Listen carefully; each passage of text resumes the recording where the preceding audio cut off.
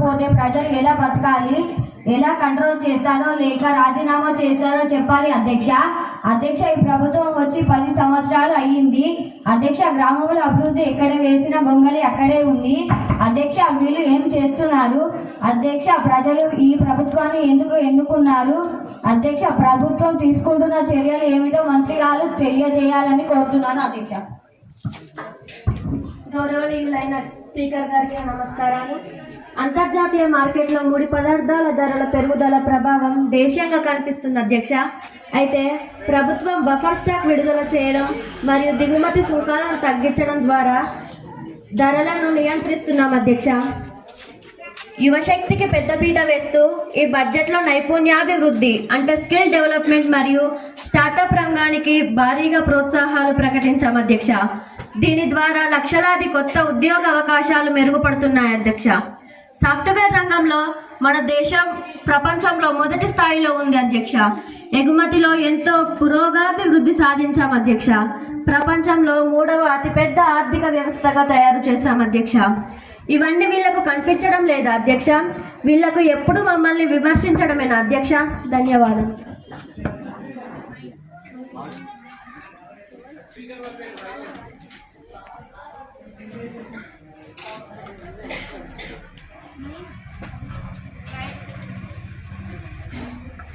Railway మినిస్టర్ను ప్రతిపక్షం వారు ప్రశ్నలు అడగవలసిందిగా కోరుతున్నాను.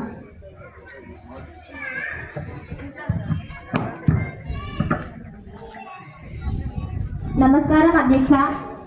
అధ్యక్ష, రైల్వేలో ప్రయాణికుల భద్రతకు సంబంధించి కవచ్ వ్యవస్థ ఏర్పాటులో పురోగతి ఏమిటి అధ్యక్ష? ప్రమాదాల నివారణకు ఎలాంటి చర్యలు తీసుకుంటున్నారు అధ్యక్ష? వందే భారత్ రైళ్లు చాలా ఖరీదైనవి, సామాన్యులకు ఇవి అందుబాటులో ఉంటాయి అధ్యక్ష? రాబోయే రోజుల్లో తెలుగు రాష్ట్రాలకు ఎన్ని కొత్త వందే భారత్ రైళ్లు రాసున్నాయి అధ్యక్ష? వందే భారత్ రైళ్లు తెచ్చామని అంటున్నారు కదా అధ్యక్ష. రైళ్లు వేగంగా వెళ్లడం వలన రైళ్ల ప్రమాదాలు జరుగుతున్నాయి అధ్యక్ష. ఎంతో మంది ప్రజలు తమ ప్రాణాలను కోల్పోతున్నారు అధ్యక్ష. దీనికి కారణం ఎవరు అధ్యక్ష? ఇది మంత్రి గారు చెప్పవలసిందిగా కోరుతున్నాము అధ్యక్ష. ధన్యవాదాలు. నమస్కారం అధ్యక్ష. అధ్యక్ష, దేశవ్యాప్తంగా నెట్వర్క్ లో స్వదేశీయ సాంకేతిక కవచ్ ను వేగవంతంగా అమలు చేస్తున్నాము అధ్యక్ష. మొదటి దశలో 3000 కిలోమీటర్ల కంటే ఎక్కువ మార్గాలలో దీనిని ఏర్పాటు చేశాము అధ్యక్ష. రాబోయే 5 ఏళ్లలో ప్రధాన మార్గాలన్నింటినీ కవర్ చేయాలని లక్ష్యంగా పెట్టుకున్నాము అధ్యక్ష. సిగ్నల్ వ్యవస్థ ఆధునీకరణ మరియు పాత రైల్వే ట్రాక్ల మార్పు పనులు నిరంతరం జరుగుతున్నాయి అధ్యక్ష. వందే భారత్ రైళ్లు సామాన్యుల కోసం కూడా ఏర్పాటు చేశాము అధ్యక్ష. ఇందులో చైర్ కార్తో పాటు తక్కువ ధరలో ప్రయాణించే వందే సాధారణ రైళ్లను కూడా పరిచయం చేస్తున్నాము అధ్యక్ష. తెలుగు రాష్ట్రాలలోని తెలంగాణ, ఆంధ్రప్రదేశ్ ప్రధాన నగరాలను అనుసంధానిస్తూ రాబోయే రోజుల్లో మరిన్ని కొత్త మార్గాలలో వందే భారత్ రైళ్లను ప్రవేశపెట్టే ప్రతిపాదనలు పరిశీలనలో ఉన్నాయి అధ్యక్ష.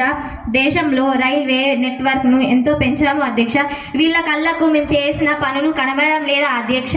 మా ప్రభుత్వంతో చెప్పి ఉచిత కంట ఆపరేషన్ చేపియాల అధ్యక్ష. వాళ్ళ ప్రభుత్వం వారు ఏం చేశారు అధ్యక్ష? అధ్యక్ష, రైలు ప్రమాదంలో మరణిస్తున్నారని అంటున్నారు కదా అధ్యక్ష. ప్రతి క్షణం రైళ్లు మరియు కంట్రోల్ రూమ్లు మా ఆధ్వర్యంలోనే ఉంచుతున్నాం అధ్యక్ష. దాన్ని చూడడానికి గార్డ్స్ కూడా పెట్టాం అధ్యక్ష. రైల్వే గార్డ్స్, రైల్వే వంతెనలు ఏర్పాటు చేశాం అధ్యక్ష. ప్రజలకు అవగాహన కల్పిస్తున్నాం. రైళ్లు ప్రమాదాలు జరగకుండా చూస్తున్నాం అధ్యక్ష. ధన్యవాదాలు అధ్యక్ష. ఇప్పుడు ఎడ్యుకేషన్ మినిస్టర్ని ప్రశ్నలు అడగవలసిందిగా కోరుతున్నాను.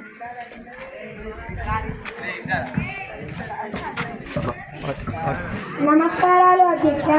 కొత్త జాతీయ విద్యా విధానం అమలు వల్ల గ్రామీణ ప్రాంతాల్లోని విద్యార్థులకు అధ్యక్ష, ముఖ్యంగా డిజిటల్ విద్యకు ఉన్న ఇబ్బందులు ఏమిటి అధ్యక్ష? ప్రభుత్వం తీసుకుంటున్న చర్యలు ఏమిటి అధ్యక్ష? అధ్యక్ష, గ్రామీణ ప్రాంతాల్లోని స్కూళ్ళు పరిస్థితి దారుణంగా ఉంది అధ్యక్ష. స్కూల్లో కరెంటు లేదు, వాటర్ ఫెసిలిటీ లేదు, టాయిలెట్లు లేవు. ఈ ప్రభుత్వం ఏం చేస్తుంది అధ్యక్ష? పేద విద్యార్థులకు, ప్రజలకు వీళ్ళు ఇచ్చిన హామీ ఏమైనా అమలు చేశారా అధ్యక్ష? కంప్యూటర్లు లేవు, కరెంట్ లేదు, ఇంటర్నెట్ సౌకర్యాలు కూడా కల్పిస్తున్నా అని చెప్పారు, కల్పించలేదు. ఇంతవరకు తీయలేనా డిజిటల్ విద్యార్థి దాంట్లో చెప్పింది ఒకటి చేసింది ఒకటి. కార్తీక దీపం సీరియల్ లెక్క ఈ ప్రభుత్వం సమస్యలను పరిశీలించకుండా సాగదీస్తుంది అధ్యక్ష. గౌరవనీయులైన స్పీకర్ గారికి నా నమస్కారాలు. గ్రామీణ మరియు పట్టణ ప్రాంతాల మధ్య ఉన్న వ్యత్యాసాన్ని తగ్గించడానికి చర్యలు తీసుకుంటున్నాము. ఇష్ట శిక్షణ ద్వారా ఉపాధ్యాయులను సిద్ధం చేస్తున్నాము.